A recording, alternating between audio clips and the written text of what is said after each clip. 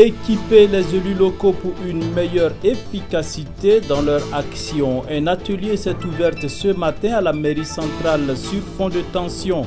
Et puis au Sénégal, le Conseil constitutionnel a confirmé l'élection du président Macky Sall. Dames et messieurs, bonsoir et merci de choisir la télévision de la famille pour vous informer. Comme annoncé en titre, le maire de la ville de Ouagadougou a procédé ce matin au lancement du programme de renforcement des capacités des élus locaux et également des agents des mairies. La cérémonie a été marquée par de vives émotions. Constat avec notre équipe de reportage, Odette Zouanguena et Yannick Kabori. Ça n'existe nulle part. Face à la caméra, c'est un Armand Roland Pierre Bewende qui ne cache pas sa colère suite à l'absence des conseillers municipaux à ce lancement du programme de formation sur le rôle et mission du conseiller municipal dans la promotion de la gouvernance locale et du développement local. La formation, aujourd'hui, la cible, c'est tous les élus de la ville de Ouagadougou, les conseillers municipaux. Et comme que ce soit le maire de la ville de Ouagadougou, que ce soit les maires d'arrondissement, nous sommes à la base d'abord élus conseillers municipaux.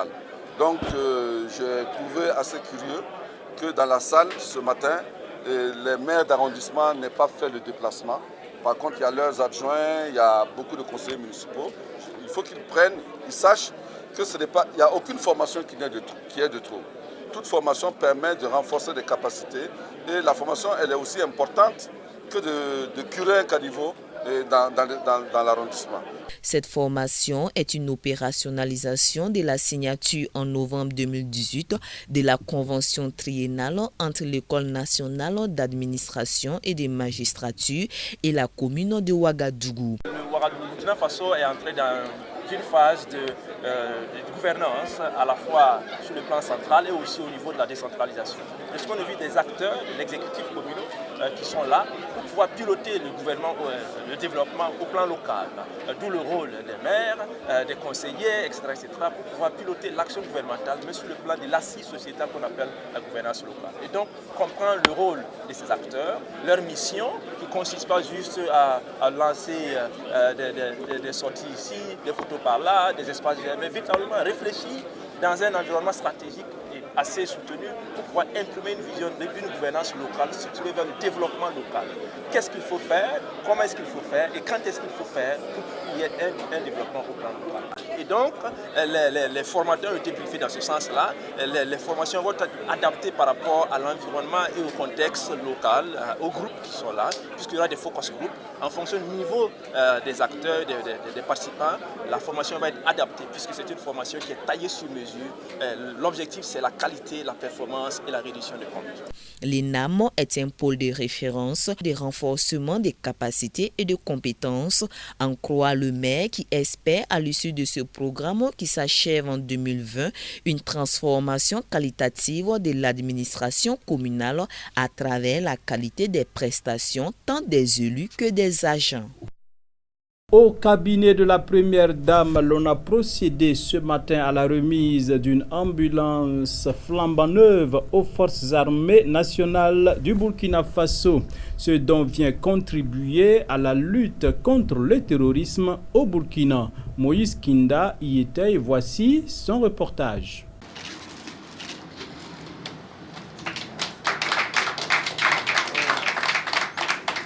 Cette cérémonie de remise de l'ambulance a vu la présence de toute la hiérarchie militaire, ainsi pour témoigner l'importance du geste de l'époux du chef de l'État pour appuyer les efforts des forces armées nationales dans la lutte contre le terrorisme. Face à la situation sécuritaire difficile que nous vivons actuellement, chacun de nous peut apporter sa pierre dans le combat contre l'extrémisme violent pour qu'ensemble nous puissions bâtir une nation de paix. C'est la raison pour laquelle j'ai voulu remettre donc cette ambulance aux forces armées nationales de mon pays. Il s'agit d'une ambulance d'une valeur d'environ 20 millions de francs CFA, auquel j'ai assorti un lot de matériel de façon à ce qu'elle puisse être opérationnelle de suite. Cette ambulance vient compléter le matériel médical roulant des forces armées nationales et permettra sans aucun doute de faciliter les évacuations sanitaires et sauver ainsi des vies. Un geste salué à sa juste valeur par le général de brigade Menungu Moïse, chef d'état-major général des armées. Je ne suis pas médecin, mais je sais que plus de blessés est ramené dans des formations sanitaires, mieux cela vaut pour le récupérer. Donc cette ambulance, nous la recevons vraiment avec tout le respect et toute l'attention que vous avez pour nous. Nous vous remercions et au nom des forces armées nationales et à mon nom propre, nous voulons vous remercier sincèrement pour ce geste. Et selon les premiers responsables des forces armées nationales, l'ambulance sera dès demain convoyée dans la région de l'Est. L'ambulance que nous venons de recevoir va sauver des vies, nous sommes sûrs, parce que vous savez qu'aujourd'hui, nous sommes sur plusieurs fronts. Et en étant sur plusieurs fronts, il nous faut obligatoirement trouver des moyens pour mettre dans chaque zone pour pouvoir relever nos blessés très rapidement et les amener dans les formations sanitaires. Donc, cette ambulance, je peux vous assurer que dès qu'on va recevoir, ça ne va pas rester à Ouagadougou, ça va partir déjà sur la zone. Je peux même vous dire que ça ira à l'est dès demain. Sika Kabore, l'époux du chef de l'État, a aussi lancé un appel aux bonnes volontés pour imiter ses pas. Le plan Sénégal émergent du président Macky Sall est bien en marche. Après les résultats de la commission électorale qui lui donnait vainqueur, c'est au tour du Conseil constitutionnel d'entériner cette élection. Pour le nouveau ancien président, il entend mettre en œuvre son plan avec la contribution de toutes les forces vives de la nation et également il compte sur le soutien des anciens présidents tels Abdou Diouf et Abdoulaye Wade. Suivez. Le Conseil constitutionnel du Sénégal a validé mardi la réélection dès le premier tour du président Macky Sall, qui a aussitôt annoncé tendre la main à l'opposition. Je convie à ce dialogue républicain toutes les forces vives de la nation, sans exclusive. Dialogue auquel mes prédécesseurs, les présidents Abdou Diouf et Abdoulaye Wade, pourraient apporter leur contribution. Ces 4 adversaires avaient annoncé rejeter les résultats provisoires, mais ont renoncé à les contester devant le Conseil constitutionnel. À 56 ans, Macky Sall repart pour un second mandat porté par son projet de développement du pays, le plan Sénégal émergent. Le Sénégal, qui a connu 2 alternances en 2000 et en 2012 et aucun coup d'État, fait figure de modèle démocratique en Afrique. Mais les campagnes électorales y sont souvent émaillées d'accusations de corruption, de désinformation et de violence. Des affrontements ont fait 2 morts le 11 février à Tambacounda, à 420 km à l'est de Dakar, entre partisans de Macky Sall et du candidat Issa Sall. En Algérie, face à la contestation grandissante contre la candidature de Abdelaziz Bouteflika à la magistrature suprême, l'armée donne de la voix. Non sans prendre parti pour un camp, elle dit mettre tout en œuvre pour garantir la stabilité du pays. En Algérie, l'armée se dit prête à garantir la sécurité et la stabilité. Alors que la contestation ne faiblit pas, le général Ahmed Gaïd Salah a pris la parole ce mardi à l'Académie militaire de Cherchell. Il dit vouloir engager l'armée contre ceux qui tentent de déstabiliser son pays.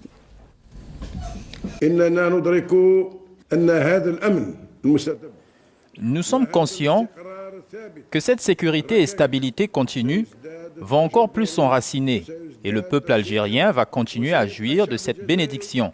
Et l'armée demeurera la garante de cet acquis si cher à travers lequel notre patrie a retrouvé son prestige.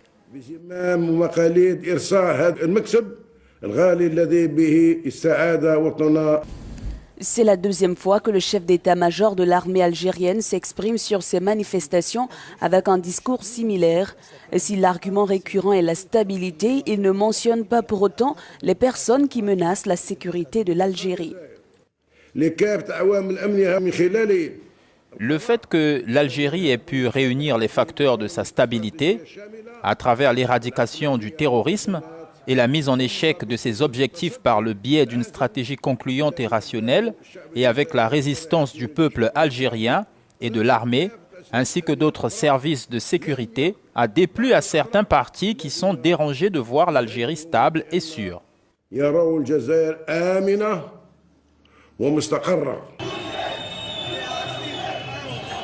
Pour la première fois ce mardi, Washington a appelé les autorités algériennes à respecter le droit de manifester. Des manifestations qui se sont poursuivies ce 5 mars à Béjaïa, Tizi Ouzou et Bouira, principales villes de la région de Kabylie dans le nord du pays, mais aussi à Blida.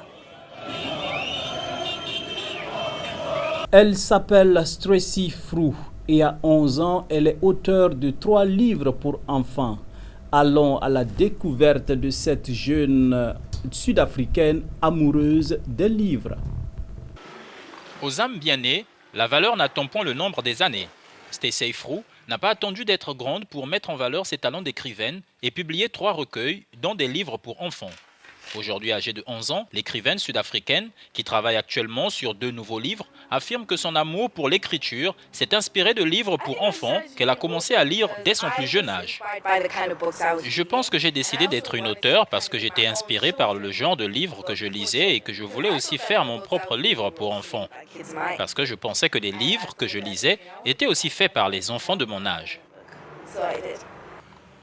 Alors que ses pères apprenaient à lire et à écrire à l'âge de 7 ans, Stacey Frou, elle, a écrit son premier livre, Smelly Cats, un ouvrage illustré de 108 pages que la jeune fille a écrit à l'insu de ses parents. Mon premier livre est Smelly Cats et c'est le livre que j'ai écrit quand j'avais 7 ans, publié quand j'avais 8 ans. Et pour moi, c'est une des histoires qui m'est vraiment venue à l'esprit et je savais que ça allait être une bonne histoire. Et donc, je n'ai pas fait de planification supplémentaire. J'ai juste commencé, j'y suis allé et j'ai commencé à écrire le premier jour. Nous essayons aussi de la guider dans son programme, mais c'est une enfant très autodisciplinée, ce qui nous facilite la tâche. Stacey travaille sur des programmes, son système est programmé, elle sait quand faire quoi, comment faire quoi, et quand il s'agit de son écriture, nous n'avons pas vraiment notre mot à dire parce que nous n'intervenons pas, parfois nous ne remarquons rien. Cela nous rend la vie très facile. Stacey est devenue une jeune artiste ambassadeur pour Save the Children en 2017 et aide l'organisation caritative à promouvoir l'alphabétisation des enfants en Afrique du Sud, en plus d'une fondation qui porte son nom. Dames et messieurs, c'est ici que nous mettons un terme à cette édition. Merci de l'avoir suivi. Toute l'équipe se joint à moi pour vous souhaiter une excellente soirée en compagnie des programmes de la télévision de la famille. On se donne rendez-vous demain pour d'autres informations. La grâce de Dieu surabonde dans vos vies. À demain.